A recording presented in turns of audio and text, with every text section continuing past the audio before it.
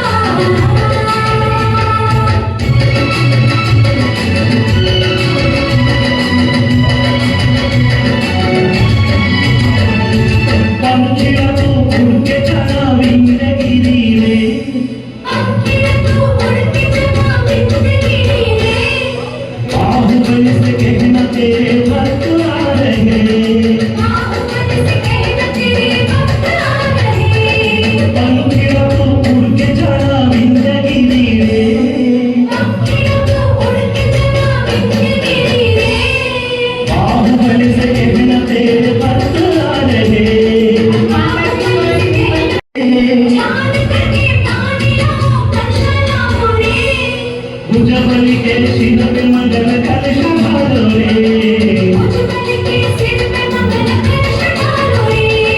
पंखिड़ा पंखिड़ा पंखिड़ा पंखिड़ा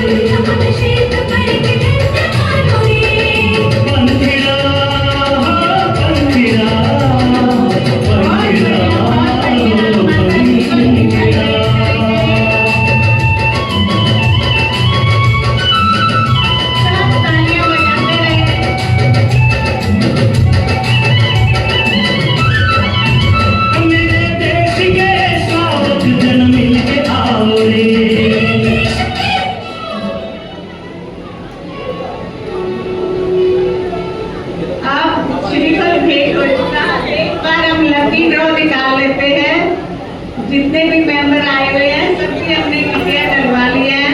अब 3 lucky draw निकालेंगे, जिनके भी नंबर निकलेंगे सबको अपने अपने नंबर याद होंगे। किसी बच्चे से उठवा लो, किसी बच्चे से उठवा लो। माता जी कभी हाथ लगाएंगे।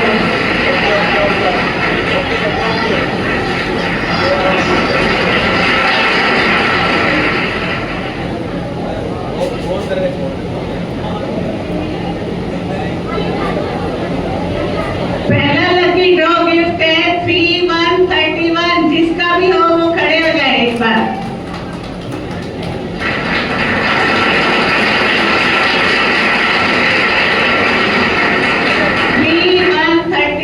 किसका है?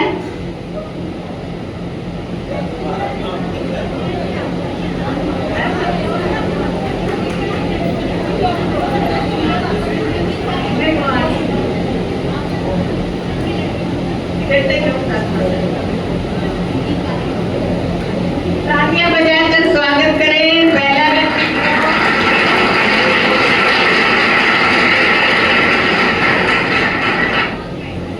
दूसरा लकी ड्रॉ है 1919। किसका है? 1919।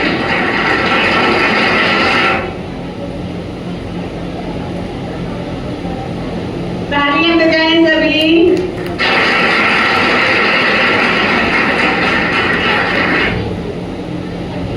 तीसरा लकी ड्रॉ है 4848।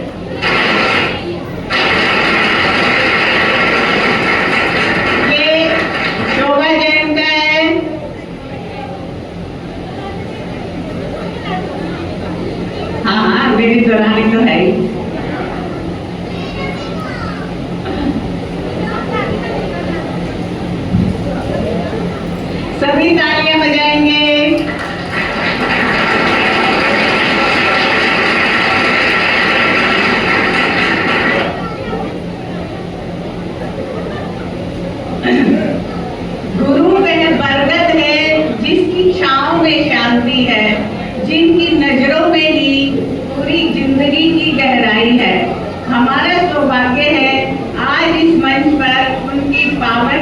उपस्थिति हमारे संग समाई है, हमारे संग समाई है। अब हम माता जी की आज्ञा से दीप प्रज्वलन की प्रक्रिया को शुरू करने जा रहे हैं।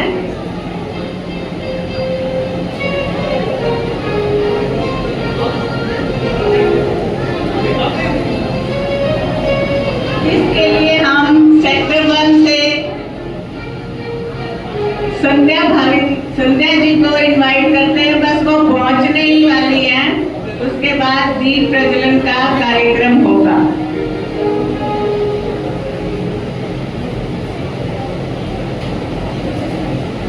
गुरु वह दीप है जो अज्ञान को हर लेते हैं, अंधेरे में भी राह सही दिखा देते हैं। उनके चरणों में जो भी शीश झुका ले, जीवन को वह अमृत बना देते हैं, वह अमृत बना देते हैं।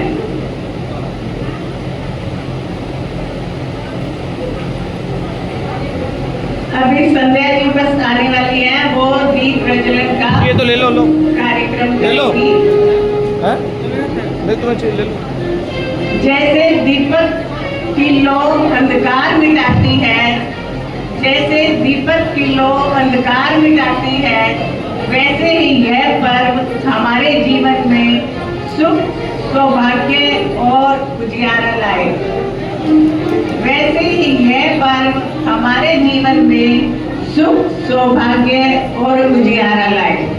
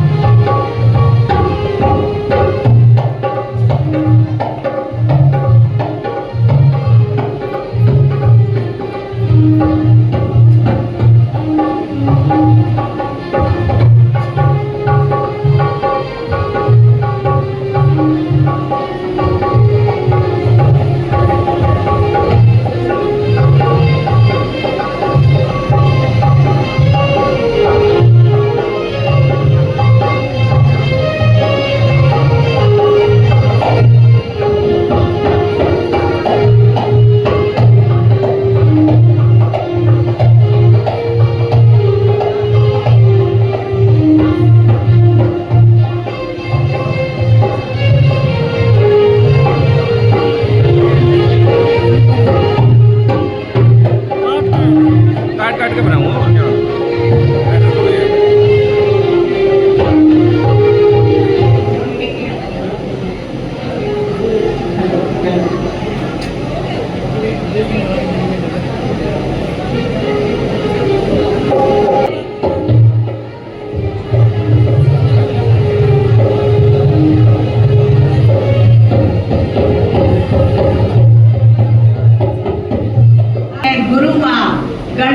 डॉक्टर सरस्वती भूषण माता जी का, जिन्होंने इस कार्यक्रम में पहुंचकर इस कार्यक्रम की शोभा को बढ़ाया तथा हमें चातुर्मास का समय देकर हमें और पूरे रोहतक समाज को कृतार्थ किया।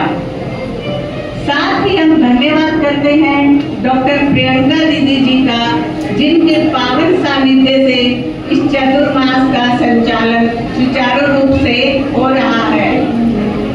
डॉक्टर प्रियंका दीदी ने तो सारी व्यवस्था संभाल रखी है, चाहे वो बिहार के समय चौकों की व्यवस्था हो या रोहतक आने पर प्रियंका दीदी के रहते हुए समाज को माता जी के आहार व्यवस्था की या किसी भी प्रोग्राम की व्यवस्था की कोई चिंता नहीं, वो पूरा अच्छे से संभाल रही हैं। इसीलिए तालियां बजाकर उनका स्वागत करें।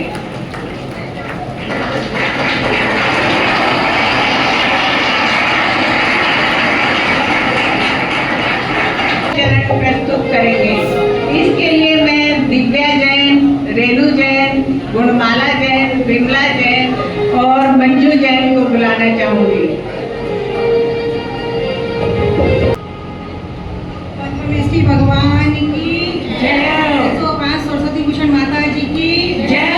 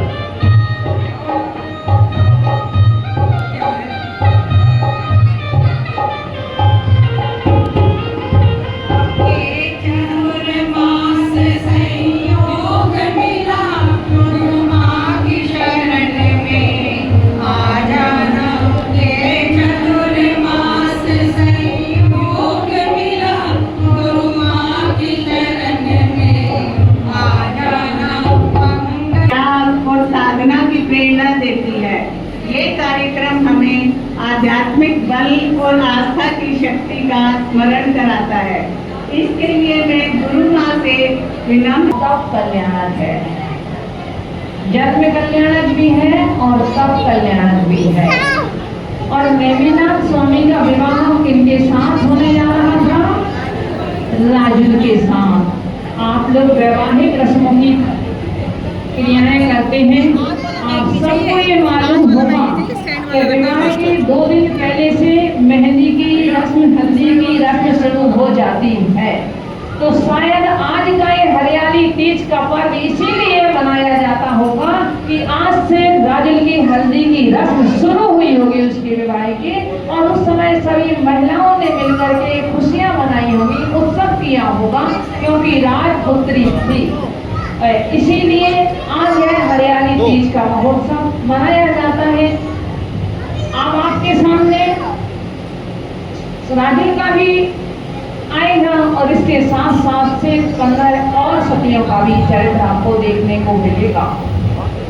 नारी के लिए हमेशा से ही पुरुषों ने कहीं ना कहीं एक वासना की गुदली माना है, और जहां भी समय मिला उन्होंने उसको अपनी वासना की पूर्ति का साधन बनाना चाहा। उस समय उन्होंने ये नहीं देखा कि यह मेरी बेटी के बराबर है, मेरी बहन के बराबर है, मेरी क्या कितना इसकी स्थिति क्या है, कुछ नहीं देखा। परंतु वह सतियां वो महान थी जिन्होंने उन वासना के भूखे भेड़ियों से अपनी रक्षा किस तरह से की, आपके लिए माध्यम से, इस कार्यक्रम के माध्यम से आपको यही देखना है। और अगर कहीं हमारे जीवन में कहीं ऐसे क्षण आते हैं, क्या हमारे लिए अपने बच्चों को किस तरह से संस्कार देना है उनके लिए, या फिर हमें स्वयं अपने शील की रक्षा में हमेशा हमेशा के लिए तत्पर रहना है। देखिए जिन जिन सतियों ने भी अपने शील की रक्षा की है, उन्होंने कैसे कैसे चमत्कार उनके जीवन में हुए हैं कि उस समय देख करके सारी की सारी प्रजा हतप्रभ रह जाती थी। तो आप सबसे पहले देखें, सती सीता आपके सामने आ रही हैं। वह दृष्टा उस समय का है जब लोकापात के भय से रामचंद्र जी सीता को तीर्थ यात्रा के बहाने जंगल में भेज देते हैं। कृतांतराज चक्रवर्ती के लिए आज्ञा दे देते हैं, सेनापति जाओ और सीता को हिंसक जानवरों से भरे हुए महान जंगल में छोड़ करके आओ। और जब सीता देखते हैं कि तीर्थ यात्रा के बहाने मुझे भेजा और यहाँ जंगल में मेरे लिए ले आया गया, तब वो सेनापति से क्या कहती है आप देखें। और उस समय वह किस तरह से अपने आप को धैर्य रखती है, इसका आप एक ज्वलंत उदाहरण देखिए।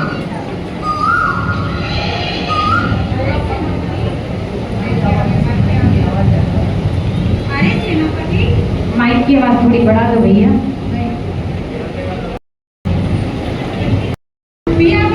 जंगल है, कहीं रास्ता तो नहीं। यहाँ तो हाथियों की चिल्लाहट और सिंह की गर्जना हो रही है। इस भयानक पटरी में बहुत सा भीड़ है। बताओ ना बताओ, कुछ तो बोलो। मौन क्यों हो सेनापति? सेनापति मौन रह जाता है, क्या कहे वो, क्योंकि यहाँ तो कुछ कहा कुछ था और हो कुछ रहा है। सेनापति से उत्तर देते हुए नहीं बन रहा है। तब सीता कहती है भाई सेनापति तुम कुछ तो बोलो, परंतु जब सेनापति फिर भी निरुत्तर रहता है और सुन करके सेनापति फिर धीरे धीरे धीरे करके अपने को थोड़ा एडजस्ट करके और वह कहता है कि माँ आपके लिए महाराजा राम की यही आज्ञा है कि इसे बियावान जंगल में छोड़ करके आ जाओ। मैं तो आज ये सोच रहा हूँ कि नौकर से तो कूका भला है, किसी की नौकरी हमें नहीं करना चाहिए। आज मेरी नौकर नहीं होता तो आज मुझे ऐसा पाप नहीं करना पड़ता। एक सती साध्वी स्त्री के लिए और एक जंगल में छोड़ने का अपराध मुझे नहीं करना पड़ता। देखिए तब सीता आगे और क्या कहती है। अच्छा ये बात है, तो स्वामी का इस अबला के लिए इस गर्भ अवस्था में हिंसक जंतुओं से भरे इस जंगल में छुड़वाने की आज्ञा देते समय उनका मन नहीं कांपा, उनका मन नहीं कांपा। अब आप मेरा एक संदेश स्वामी को दे देना कि जैसे उन्होंने मुझे लोग से मुझे छोड़ दिया, ऐसे अपने जिंदन को ना छोड़े, जिंदन को ना छोड़े और जिंदन की तालियों से स्वागत करें। बहुत बढ़िया। माइक वाले भैया मेरी मेहनत बेकार चली जाएगी, थोड़ा सा साउंड दे दे जैसे मुझे दे रखा है और उसकी खोज नहीं कर पाई 3000 वर्ष तक। अंत में संयोग मिला, इधर पिता के लिए बेटी दिखाई देती है, उधर बेटी संलेखना ले चुकी है और वह बेटी कहाँ मिलती है, उसके लिए अजगर के मुख में है वह बेटी। तब वह कहती है पिताजी मेरे पीछे इसको मत मारो, आप बेटे पंचेंद्री जीव की हिंसा मत करो और अपने सील को 3000 वर्ष तक उस भयानक जंगल में भी बचा करके रखती हैं। देखें आप उस दृश्य को, आपको ध्यान से देखना है। इसमें से कोई भी क्वेश्चन भी पूछा जा सकता है आपके लिए, इससे ध्यान से देखना है और ध्यान से सुनना है।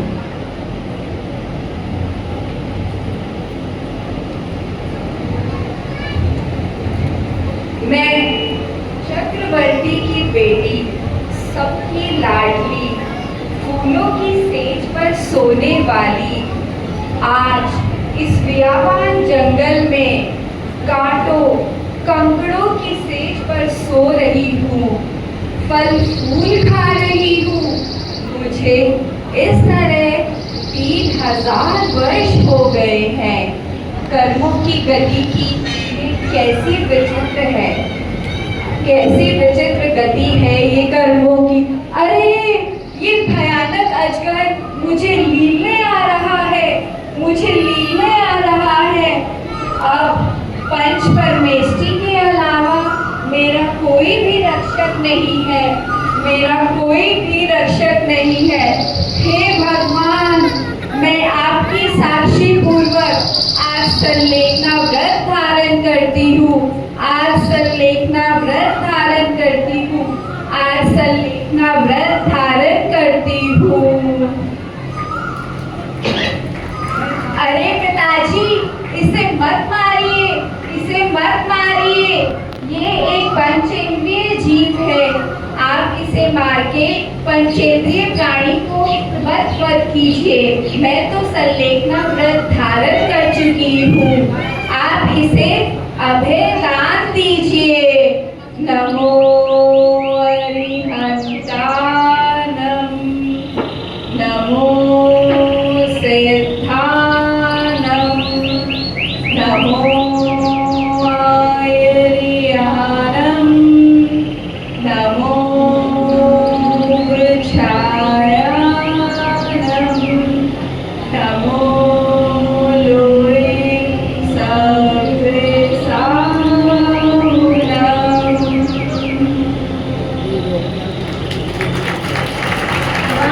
क्या बात है।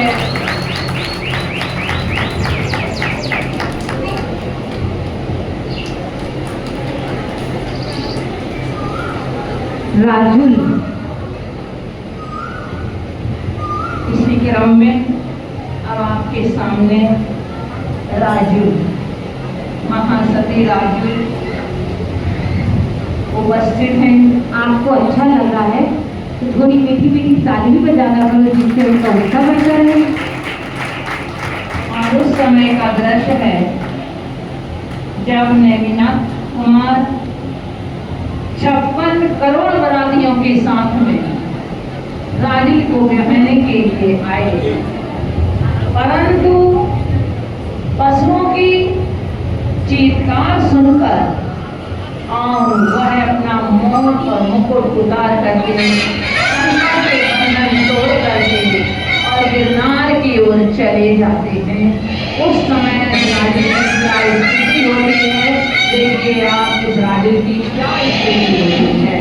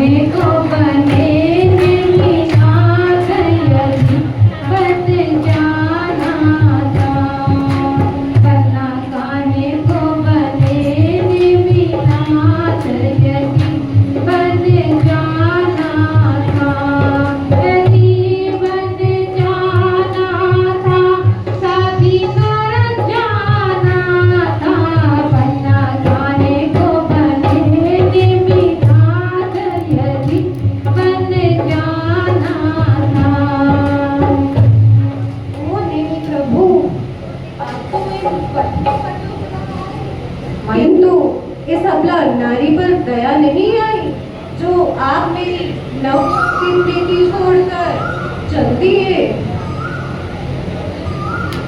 यदि आपको शिक्षा की देनी थी तो कन्या बनकर मुझे ब्याने क्यों आए, मुझे आप ब्याने क्यों आए।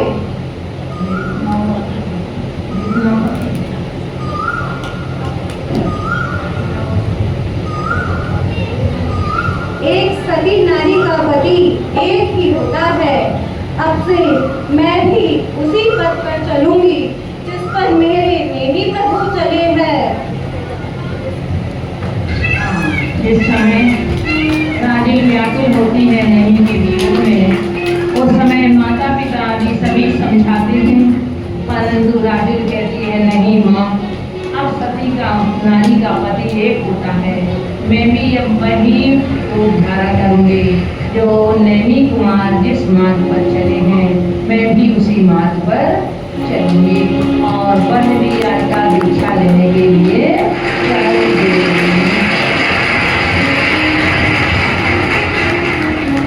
बहुत बढ़िया, बहुत बढ़िया। आनंद मंदिर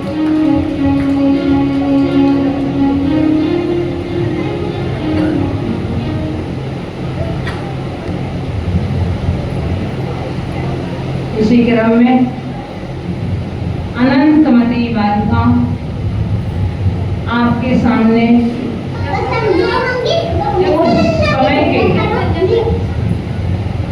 उस समय के उस दृश्य को पेश करेंगी जिस समय बचपन में उन्होंने व्रत तो ले लिया था।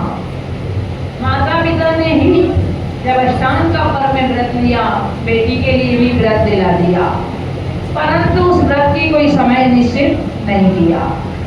बेटी को याद रहा, मैं छोटी सी बालिका थी उस समय, किंतु उसे याद रहा अपने व्रत का। उसका अपहरण हो जाता है जंगल में भीलों के राजा से, वैसे राजा से अनेकों तरह से वह बच करके उनसे आती है और अंत में जब वह आरिका के आश्रम में पहुंचती है, आरिका माँ के सानिध्य में पहुंचती है और उसी समय एक श्रावक उन आरिका माँ के लिए अपने घर में पड़गाहन के लिए चौका लगाता है।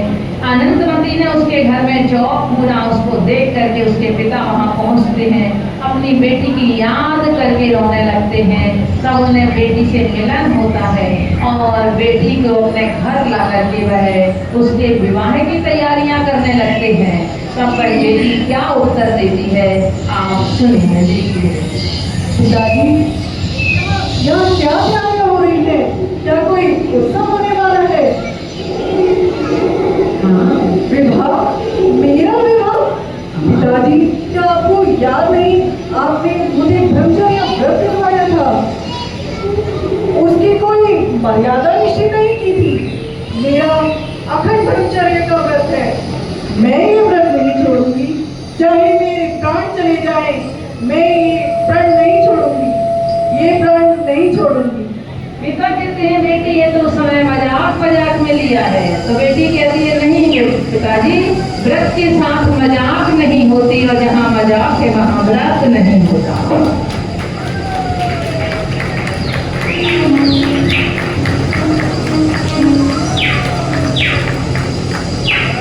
चंदन वाला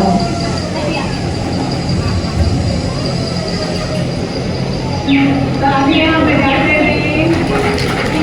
इसी क्रम में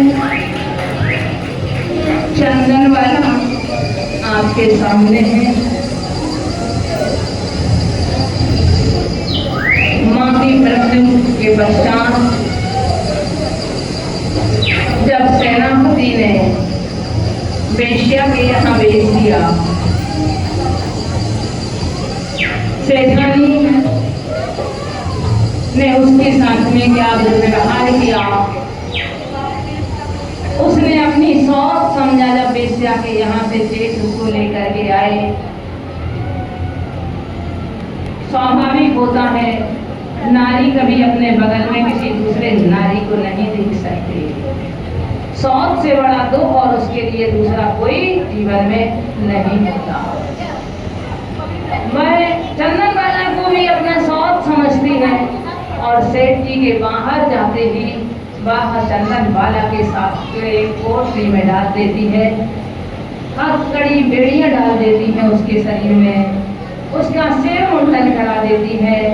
परंतु कभी कभी हमारे साथ किया गया दुर्व्यवहार, हमारा जो कर्म पाप कर्म का उदय है वो भी हमारे लिए साथ ही पुण्य को लेकर के आता है।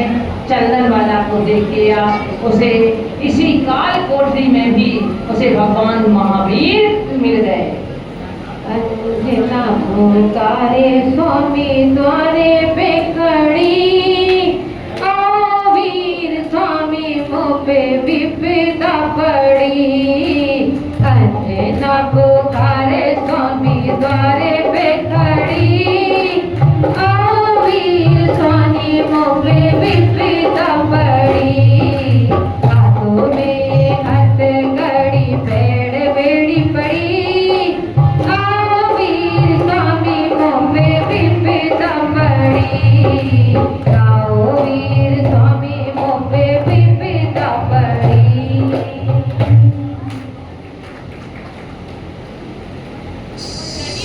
इसमें आपकी कोई गलती नहीं है। जब भगवान महावीर दिगंबर मुनि मुद्रा में यही नियम लेकर के निकलते हैं कि एक बालिका जिसके हाथ में उड़द के छिलके होंगे, जो हथकड़ी और बेड़ियों से बनी हुई होगी, और वह मेरा यदि प्रदान करेगी तो वही आहार होगा। भगवान महावीर आते हैं और वह उसके उड़द की छिलके वह सुंदर भोजन में परिवर्तित हो जाते हैं।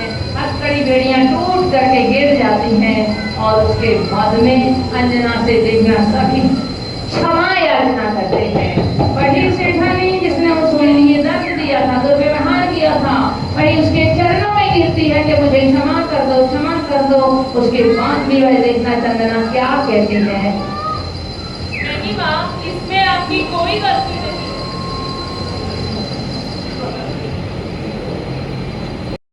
नहीं है, आप तो मेरी परम उपकारी हैं। यदि मैं इस काल कोठरी में बंद ना होती तो मुझे कभी भी साक्षात महावीर प्रभु के दर्शन ना होते, ना ही मुझे उन्हें आहार देने का सौभाग्य प्राप्त होता। धन्यवाद माँ। बोलो भगवान महावीर स्वामी की।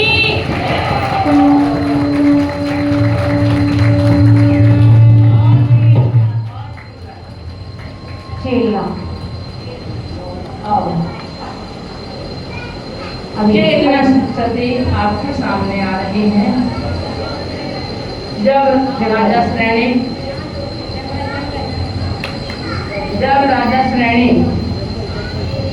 मुनिराज यशोधर पर मरा हुआ सर्प डाल करके आ जाते हैं, 2 दिन के बाद बताते हैं।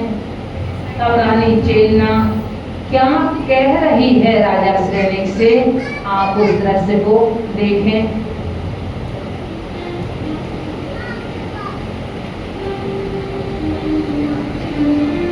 स्वामी, स्वामी, ये आपने कैसा अपराध कर डाला स्वामी?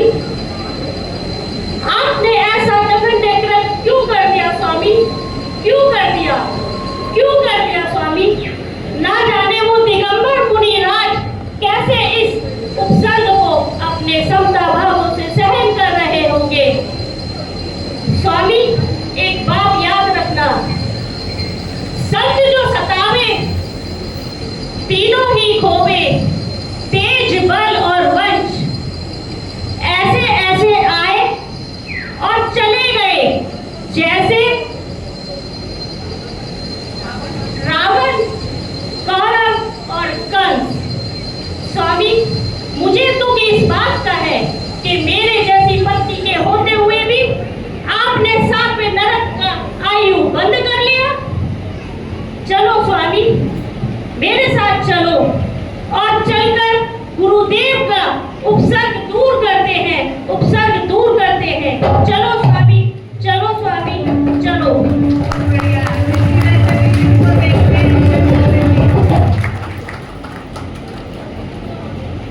द्रौपदी, अब इसके बाद में द्रौपदी आपके सामने एक मिनट अभी उस समय का दृश्य है जब द्रौपदी का चीर खींचा जा रहा है, दुशासन उनका चीर खींच रहा है, तो वह प्रभु के स्मरण के साथ साथ क्या चिंतन कर रही है, क्या कह रही है, उसके उस भावों को आप सुनिए।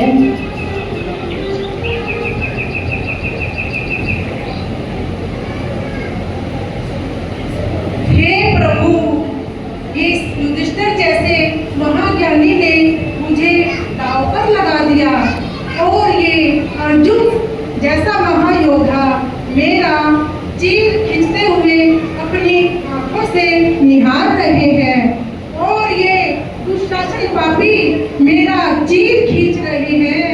हे भगवान, अब इस संसार में मेरी कोई शरण नहीं है।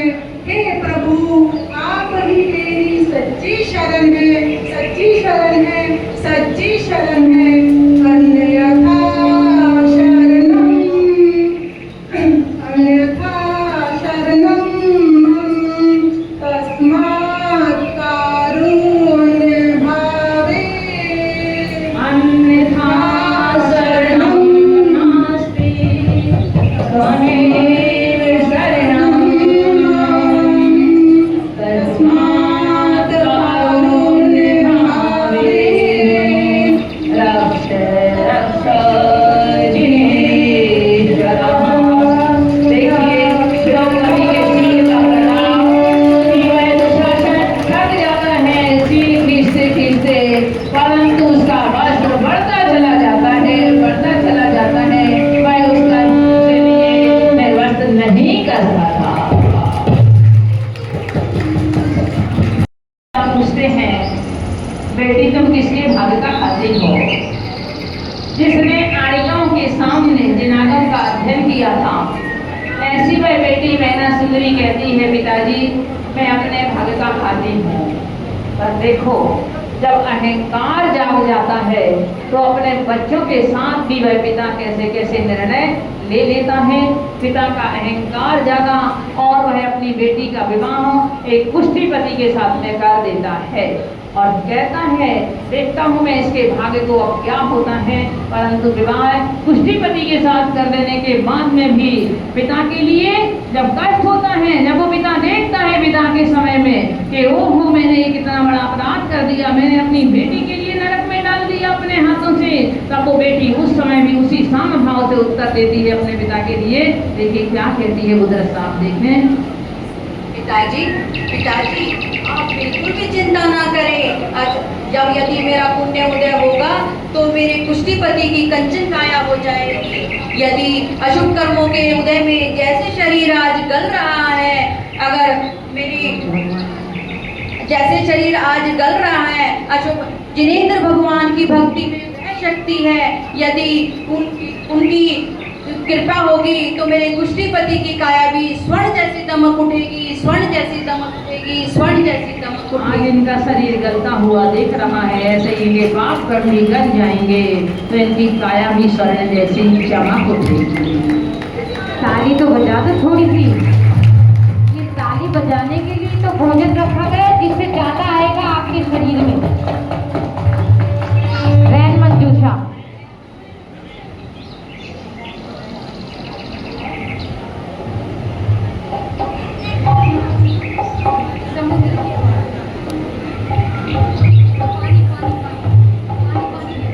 अब क्या थोड़ा सा बीच में, थोड़ा सा बीच में, थोड़ा एक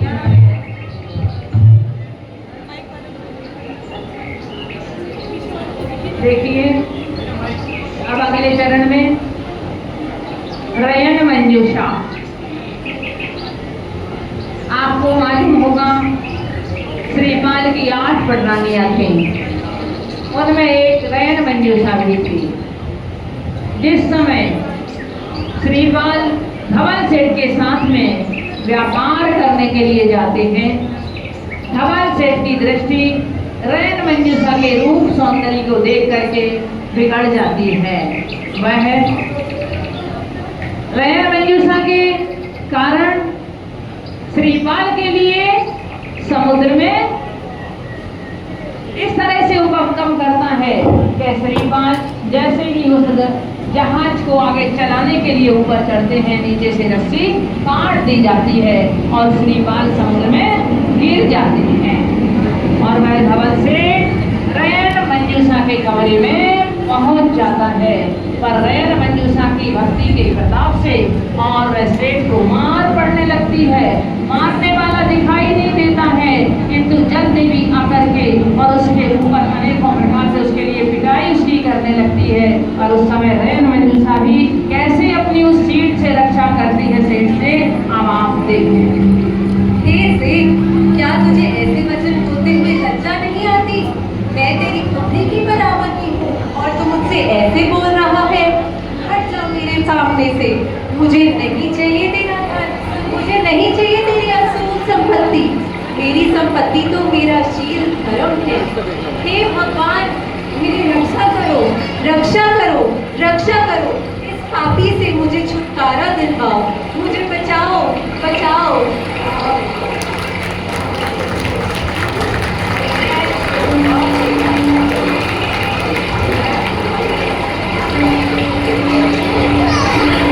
गुणमाला। और इसके अनंतर गुणमाला। गुणमाला जिस समय श्रीपाल समुद्र तैर करके 6 महीने तक पहुंचते हैं और सहस्त्र कूट जिनालय का दरवाजा खोलते हैं, जो कई वर्षों से बंद था। राजा के कर्मचारी इसको राजमहल में ले जाते हैं, क्योंकि गुणमाला के लिए ज्योतिषियों ने बता दिया था राजा की तुम्हारी बेटी का पति वही होगा जो समुद्र हाथों से भुजाओं से तैर करके आएगा, और भुजाओं से समुद्र तैर करके आने के बाद जो आपके सहस्त्रकूट जिनालय का दरवाजा खोलेगा, उसी के साथ तुम्हारी बेटी का विवाह होगा। विवाह हो जाता है। विवाह हो जाने के बाद में वही धवल से पुनः वहां पहुंचता है। श्रीपाल राजकार्य संभालने लगते हैं वहीं, किंतु धवल सेठ अपना स्वांग फिर रचता है, भांड बन करके आता है और अपने साथियों के साथ में श्रीपाल को भी भांड कहता है राजन से मुझे कुछ नहीं चाहिए, मुझे मेरा बेटा दे दो। कोई बेटा कहता है, कोई मेरा भांजा दे दो, कोई कुछ कहता है, कोई कुछ कहता है। जब राजा को लगता है कि इसने मेरे साथ में इतना बड़ा छल किया है, ऐसा छल किया है इसने, तो वह श्रीपाल को सूली पर चढ़ाने की आज्ञा दे देते हैं। अब श्रीपाल सोचते हैं कि यहाँ मेरा कोई नहीं है, मुझे मौन ले लेना चाहिए। श्रीपाल मौन है, परंतु गुणमाला क्या कहती है अपने पति पिता से, उन शब्दों को आप सुनिए और उस दृश्य को आप देखिए।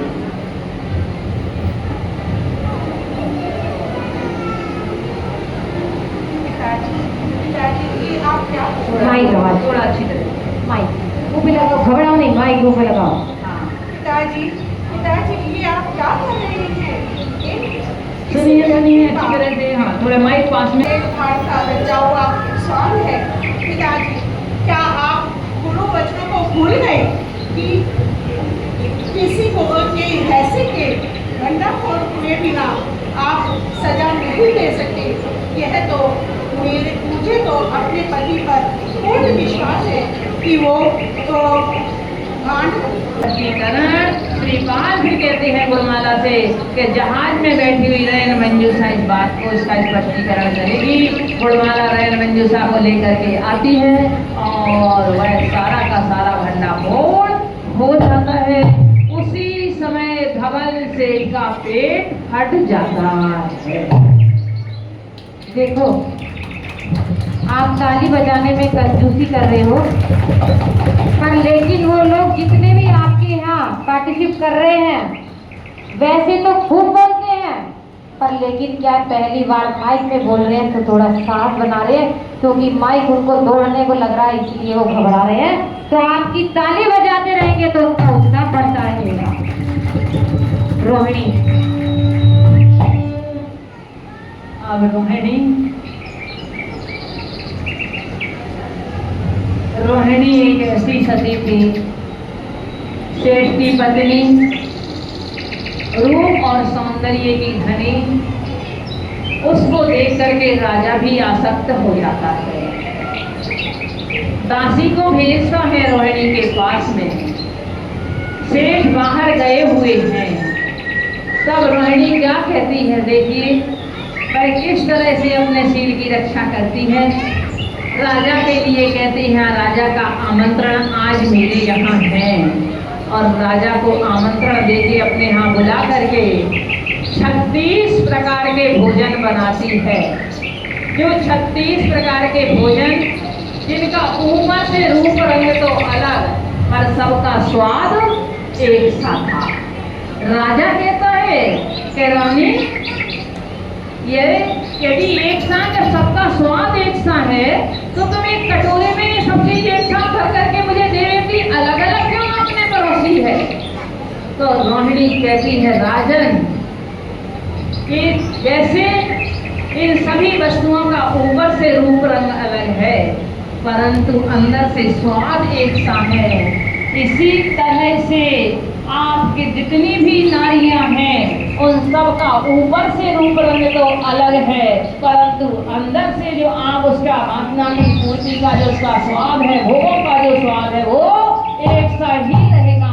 आप अपनी पटरानी में संतुष्ट रहिए, एक आप जैसे के लिए उचित नहीं होता। राजा चला जाता है, परंतु फिर भी दासियां जब सेठ आते हैं तो सेठ की शिकायत कर देते हैं कि राजा रोहिणी के पास आया था मिलने के लिए। तो रोहिणी की परीक्षा होती है, फिर किस तरह से वह परीक्षा देती है उस दृश्य को आपको देखना है और अपने शील का महात्म्य दिखाती है। हे देव, यदि मैंने कभी स्वप्न में भी किसी पर पुरुष का चिंतन ना किया हो, मैं मन, वचन और कर्म से यदि पूर्ण प्रतिव्रता हूँ, तो 7 दिन से जो नगर में वर्षा के कारण त्राही त्राही मची हुई है, वह समाप्त हो, वर्षा बंद हो और सभी नगरवासियों को आनंद ही आनंद हो। नमो हरिहंताणम, नमो सिद्धाणम, नमो हरिहंताणम, नमो सिद्धाणम,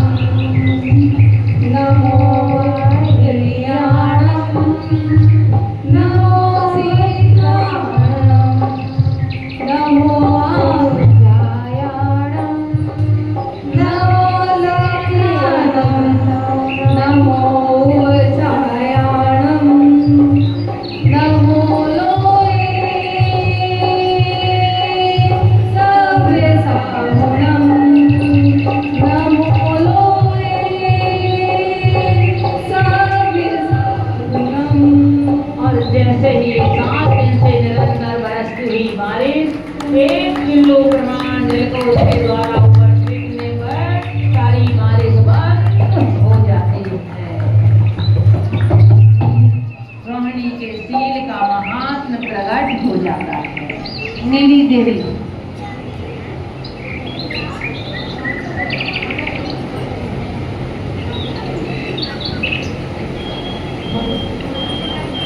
नीली ठगी वह है जैन धर्म की अनुयायी, परंतु छल से उसके साथ में विवाह कर लिया गया। वह निरंतर पंच परमेश्वरी का ध्यान करती, अंत में उसकी सासू और ननद ने उसके सील पर आरोप लगा दिया। वह अन्न जल का त्याग करके भगवान के समक्ष बैठी हुई है कि जब तक इसके कलंक दूर नहीं होगा तब तक मैं अन्न जल का ग्रहण नहीं करूंगी। देखिए क्या चमत्कार होता है, उसके सील का महत्व देवों तक पहुंच जाता है और वह देव क्या उपक्रम करते हैं, नगर के द्वार बंद कर दिए जाते हैं, हाथियों की लाइन लगा दी जाती है, एक दूसरे से खींच करके, परंतु वह नगर के द्वार तक से मस नहीं होते। पर अंत में नीली के पैर का अंगूठा लगने मात्र से ही वह द्वार खुल जाते हैं नगर के। देखने में साहब मैंने पूर्व निश्चय ही मैंने किसी छात्र गुरु की अवहेलना की होगी या किसी सीलवान के सील का दोष लगाया होगा। यदि वही कर्म मेरा आज उदय में आया है, अब यदि मैं दुख की वर्ती हूँ तो ये हे नगर के देवतागण, ये नगर के अपने आप उद्घाटित हो जाए, सभी में जय धर्म की प्रभावना हो, सील पर आस्था हो। जय जिनेन्द्र।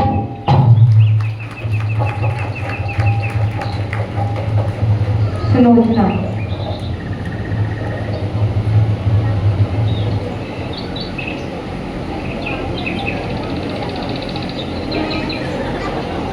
जय कुमार और सुलोचना यह है भरत चक्रवर्ती के सेनापति थे।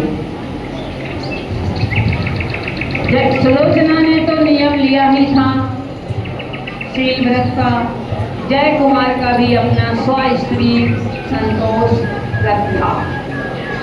एक दिन जब स्वर्गों में चलता चलती है उनके व्रत के महत्व की, तो एक देव परीक्षा करने के लिए आता है। सुलोचना की परीक्षा करने के लिए जब वह एक सुंदर रूप धारण करके आता है, तब सुलोचना उसके लिए किस तरह से समझा रही है, किस तरह से उससे अपना शील सुरक्षित करती है, यह देखें।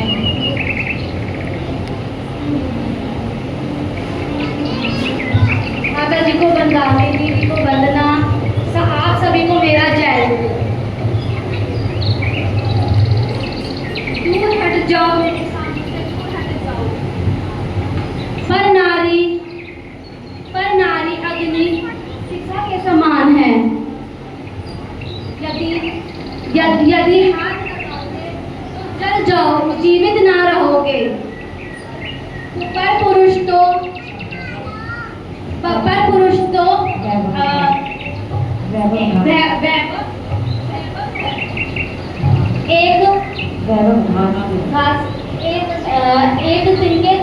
एक हाथ तिनके के समान है। उसका रूप तो मखमल के मल से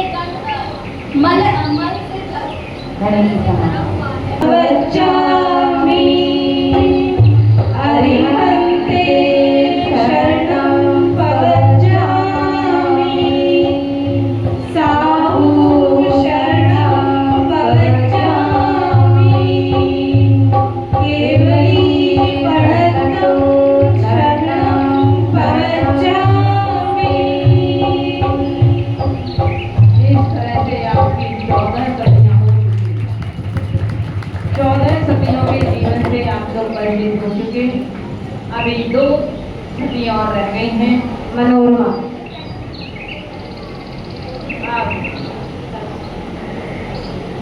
मनोरमा आपके सामने आ रही हैं और वह आपके लिए बताएंगी कि मैं कौन हूँ और किस तरह से वह भी अपने शील की रक्षा करती है। आप देखें।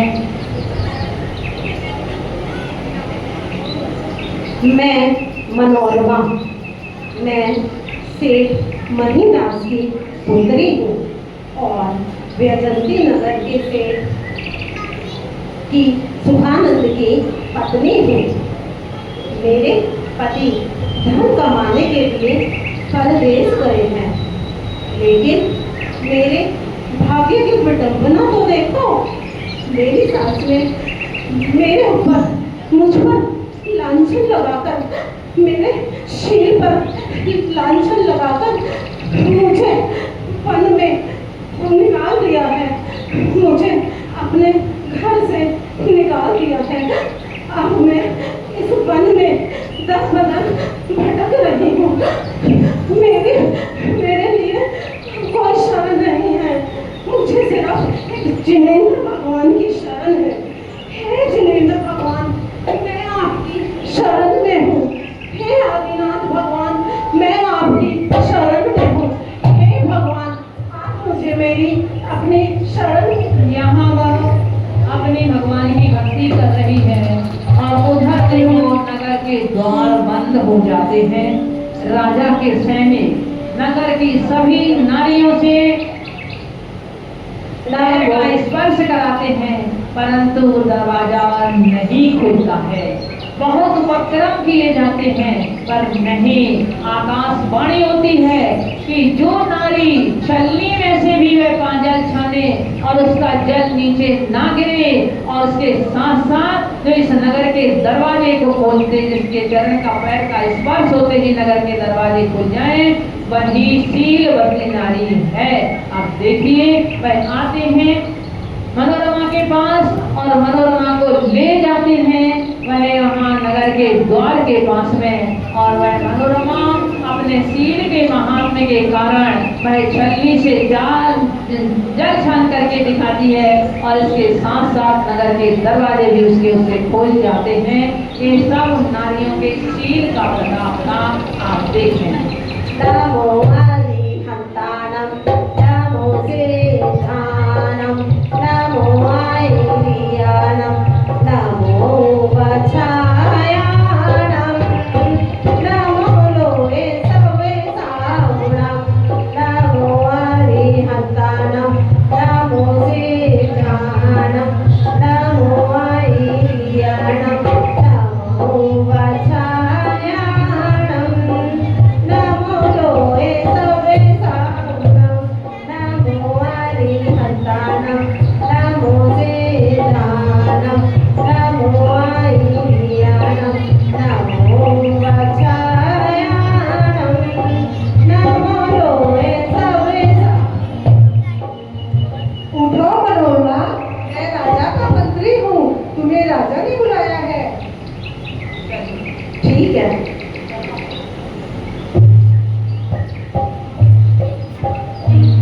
राजा कहता है, बेटी मनोरमा, अब तुम्हारे लिए भी यह प्रैक्टिकल करके दिखाना है। नगर की और नारियों ने तो सबने दिखा दिया, अकेली तुम ही अब रह गई हो। अब तुम और अपने शील के महत्व को दिखाओ। देखो, अब बढ़ते हैं, नगर के द्वार खोलना है तुम्हारे लिए और एक छलनी में से जल छान करके दिखाना है। मनोरमा उसके लिए तैयार हो जाती है और तुरंत छलनी में से जल को देखिए आप। हे भगवान, यदि मैंने स्वप्न में भी किसी पर पुरुष की इच्छा की हो, तो यह छलनी इस जल को अपने अंदर समाहित ना करे।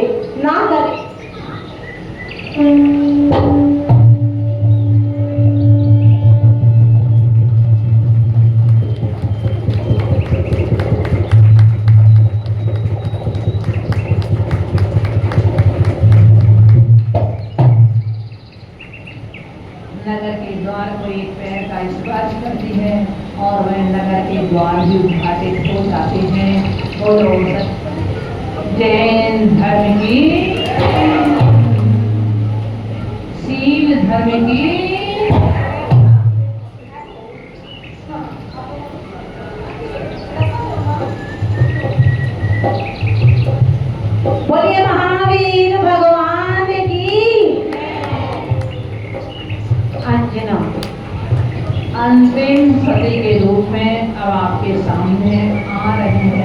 बड़ी अंजना।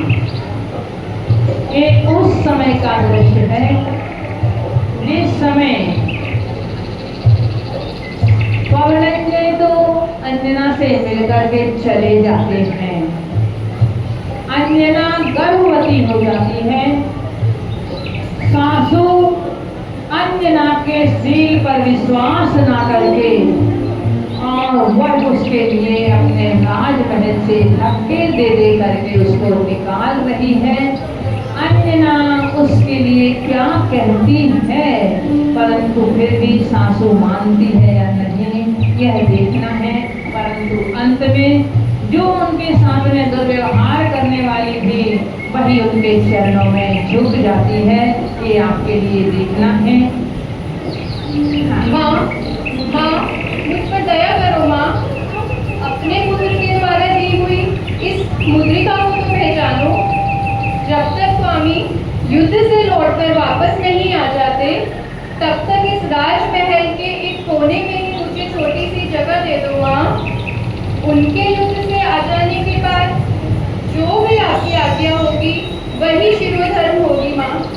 माँ, मुझ पर दया करो माँ, मुझ पर दया करो माँ। सासू कहती है नहीं, कैसी दया? उस समय तेरे मन में नहीं आया? कुल कलंकिनी, उल्टा तूने मेरे कुल को कलंकित कर दिया और आज मुझसे कह रही है कि मुझ पर दया करो। मैं नहीं कहूंगी, अब तेरे लिए 1 मिनट भी यहाँ नहीं रुकना है। राजमहल से निकल जा, निकल जा, निकल जा। ऐसा कहती है। चलो सखी, अब हमारे लिए यहाँ कोई जगह नहीं है। अब हम वन में ही जाके अपने बाकी का समय पूरा करेंगे।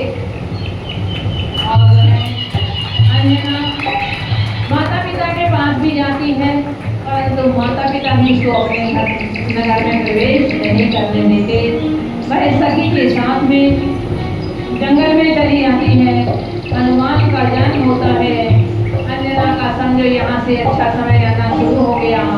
मामा आ जाते हैं, मामा ले जाते हैं अपने घर में, अपने राजमहल में उसके लिए बड़ी रखते हैं बड़े प्रेम से। इधर पवनंजय आ जाते हैं और पवनंजय अंजना को ना पा करके दुखी होते हैं। वह भी अंजना की खोज में निकल जाते हैं। जब अंजना और पवनंजय कुछ समय के बाद में मिल जाते हैं बहुत खोज के उपरांत, तब देखिए वही सारा का सारा समय परिवर्तित हो जाता है। वही लोगों के मन परिवर्तित हो जाते हैं। ये सब पुण्य और पाप का खेल रहता है। जब अशुभ कर्म का उदय होता है तो अपने भी पराये हो जाते हैं और वही जो पराये थे वह अपने पुण्य कर्म के उदय आते ही अपने हैं अपने हो जाते हैं। तो उस तरफ को आप देखें, वह अंजना वही सासू जिसने एक कोने में जगह नहीं दी थी और वही अंजना के चरणों में गिर रही है। वही पवनंजय जिन्होंने 22 वर्ष तक अंजना का मुख नहीं देखा था और वही पवनंजय से कहते हैं कि प्रिय मुझे क्षमा कर दो, मेरी गलती को माफ कर दो। और हम तो फिर भी अंजना क्या कहती है, नहीं नहीं, आप लोगों की कोई गलती नहीं है। आप तो मेरे परम हितकारी हैं, परम उपकारी हैं। आपके ही निमित्त से मुझे अपने पूर्व जन्म में पूर्व किए हुए कृतों की अपराधों की जानकारी गुरु मुख से उसका ज्ञान हुआ और मेरे कर्मों की निर्जरा हुई। आपकी इसमें कोई गलती नहीं है। स्वयं की जो कर्म हो, स्वयं की जो कर्म शुभाशुभ फल निश्चय की वो देते। आप करे तो बने अन्य तो स्वयं किए निष्फल होते, स्वयं किए निष्फल होते।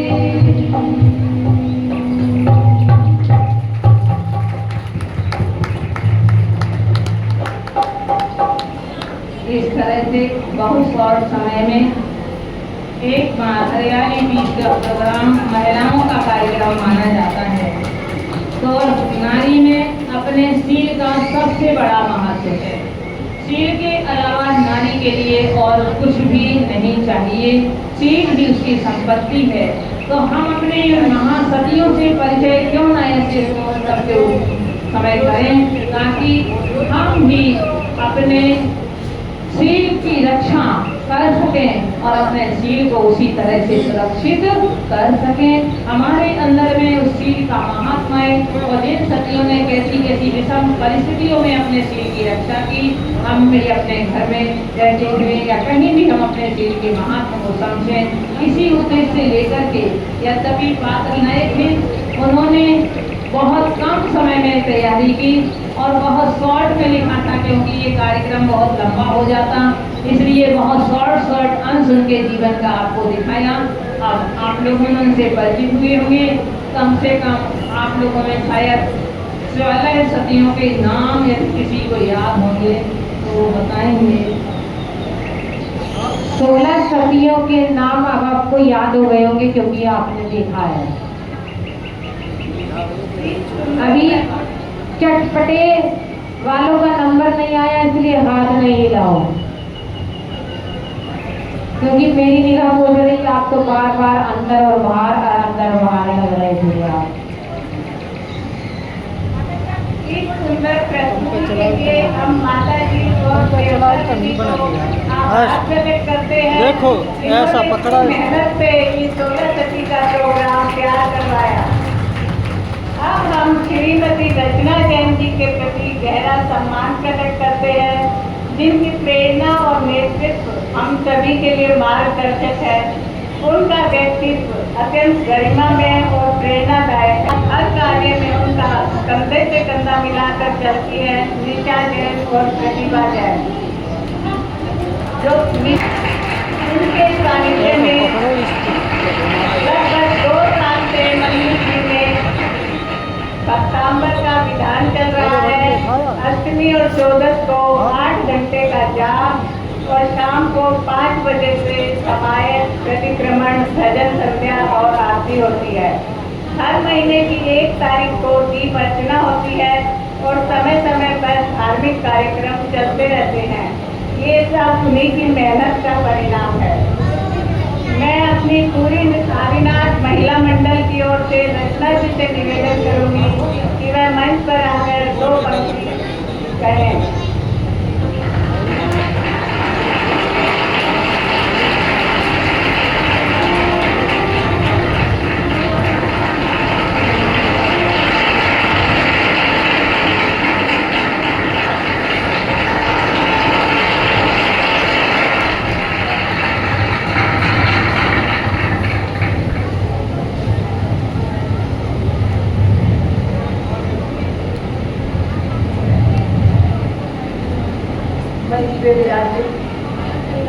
जब जिसका पुण्य का उदय होता है तो वो स्वयं ही करने आ जाता है, और जब जिसका पाप का उदय होता है तो बार बार कहने के बाद भी वो या तो आता नहीं है या आ नहीं पाता है, दोनों में से कुछ भी हो सकता है। तो इसलिए हम लोग जो है, मंदिर क्या है, अभी ये जो मॉडल टाउन का वैसे तो छोटा सा मंदिर है, मंदिर एक ऐसा स्थान है जिसमें बैठ के, जिसके माध्यम से हम अपने पुण्य का वर्धन कर सकते हैं। कहते हैं कि 3 चीजें होती हैं, अशुभ, शुभ और शुद्ध। इस वक्त शुद्ध में तो हम जा नहीं सकते, लेकिन अशुभ को छोड़ जरूर सकते हैं और शुभ में रह सकते हैं। अगर हम अशुभ में रहते हैं तो केवल पापों का संचयन करते हैं, और अगर हम शुद्ध में रहते हैं तो कम से कम हम पापों को आने से, उन बुरे कर्मों को आने से रोक जरूर जाते हैं और पुण्य का संचयन कर लेते हैं। उन पुण्य की सीढ़ियों पर चढ़ कर ही हमें शुद्ध बनना है। तो इसलिए अभी जब तक हम शुद्ध तक नहीं पहुंचते हैं, बराबर पुण्य का संचयन करें, अशुभ से बचें और शुभ में लगे रहें। और मंदिर इसके लिए एक आयतन है, एक माध्यम है, जिसके माध्यम से हम लोग ये सब कुछ कर पाते हैं। इसलिए मैं उन सब लोगों को भी धन्यवाद देती हूँ जिन्होंने अपनी चंचला लक्ष्मी से न जाने क्या सोच के ये मंदिर बनाया। जिस वक्त मैं रोहतक में आई 1996 में, उस वक्त यहाँ मंदिर नहीं था। अगर उस वक्त मंदिर होता तो शायद मैं अपना मकान उसी वक्त यहाँ बना लेती, तो हमें कहीं और जाके रहना पड़ा। लेकिन बिना मंदिर के कहते हैं कि कोई पुण्यशाली ही होता है जो मंदिर के पास रह पाता है। तो इसलिए आप सब लोगों की, चाहे यहाँ पे छोटी सी समाज है, लेकिन उत्तरोत्तर वृद्धि की ओर जाते हुए आज ये मंदिर वास्तव में मॉडर्न टाउन का है और कल ये मॉडर्न मंदिर बनेगा पूरे रोहतक का ही नहीं, पूरे महाराणा का। और मैं तो यही चाहती हूँ कि ये पूरे जो है विश्व में, पूरे देश में मॉडर्न बन जाए। एक दिन ऐसा आए। बस यही भावना मंदिर के बारे में सबको चाहिए और सबको धन्यवाद।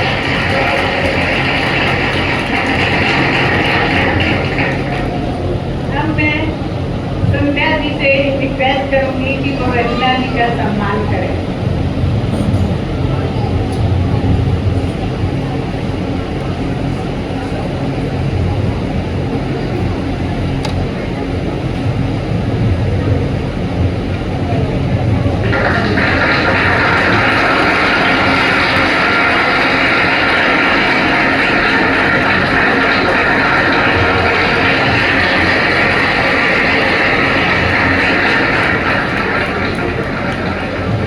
बहुत ही बढ़िया। हरियाली तीज के पावन पर्व पर हमारी वसुंधरा हरी भरी चुनरी ओढ़कर प्राकृतिक सौंदर्य से नाच उठती है। हरियाली तीज का यह पर्व नारी शक्ति, समर्पण और श्रद्धा का प्रतीक है। यह पर्व विशेष रूप से महिलाओं के सुहाग, सौंदर्य और धार्मिक आस्था से जुड़ा है। आज हम इस पर्व को भक्ति, नृत्य और संस्कृति के माध्यम के रूप में मना रहे हैं। और अब बारी है सबसे प्रतीक्षित प्रतियोगिता की, जहां चयन होगी आज की तीज क्वीन, जो माता जी निकालेंगी। जो प्रतिभागी सबसे सुंदर पारंपरिक परिधान, आत्मविश्वास और मुस्कान के साथ प्रस्तुत होंगे, वही बनेगी आज की रानी। तो हो जाइए तैयार।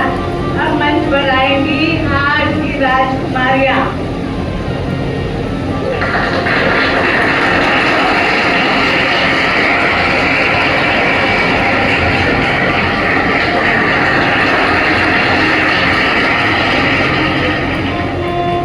सबसे पहले तो 16 सतिया ही आ जाए।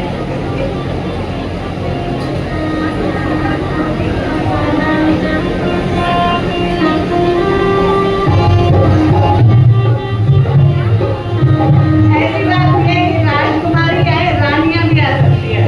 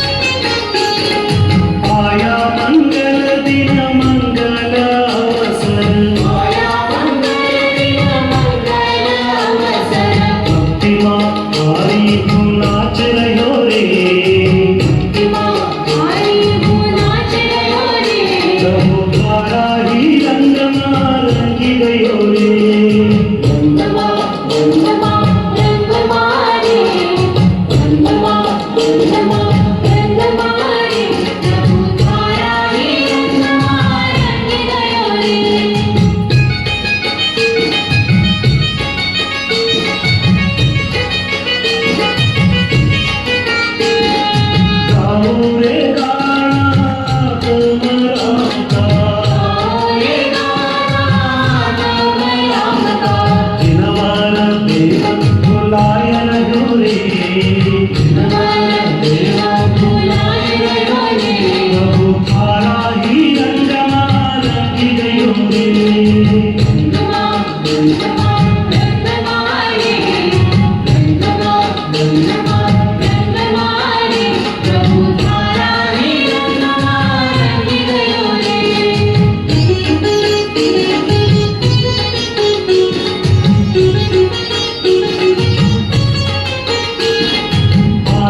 महादेव को अंदर में देखो, सूखा सरोवर कि हम महीने में 15 दिन तो कम से कम देव दर्शन के लिए आएंगे। दिल्ली जाती है तो बहुत अच्छी बात है। तो आपकी सासू है आपके घर में?